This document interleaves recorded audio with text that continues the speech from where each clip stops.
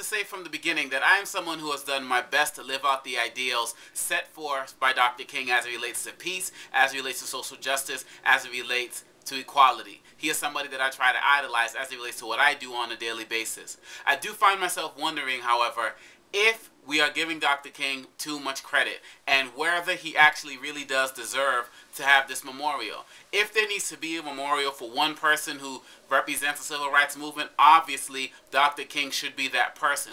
But the problem that I have is that it seems in this country that we are forgetting the history and the contributions of so many other people to the civil rights movement. People like Malcolm X, who also was assassinated. People like Medgar Evers and so many other people who were killed in pursuit of justice. And I do believe that at the end of the day, what we are doing is that we are distorting history by saying there was just one man. This is the father of the civil rights movement, and Rosa Parks is the mother of the civil rights movement, and we're leaving everybody else out. Because quite honestly, to paint Dr. King as this person who just had a dream is kind of the safe option for much of America, because a lot of people don't even talk about how more militant Dr. King was becoming towards the end of his life. So really at the end of the day, when I think about Dr. King and how much I respect him, it was almost hard for me to even put this out there, but this is how I truly feel. We have the memorial now, we have the holiday, we have the National Civil Rights Museum, which is at the Lorraine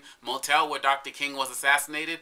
And I have an issue with the fact that everybody seems to encompass everything regarding the civil rights movement around Dr. King. But there were a lot of people who lost their lives, black, white, Latino, and other races, and other people who didn't lose their lives who are still alive today. When I go to the Holocaust Museum, it's not a celebration of one individual. It's a celebration of a movement, and it's a way for people to remember what happened. And I just feel that even though Dr. King is deserving of the honors that he is receiving, we are forgetting the larger contributions of what everyone gave to this movement. And for our children's sake, I do believe that is problematic. Rather than looking at it as one man standing above the rest, we should look at the collective efforts of the civil rights movement that led to the type of legislation that we received, because it was not just one individual, though the contributions of Dr. King were obviously greater than most, and some will say greater than many.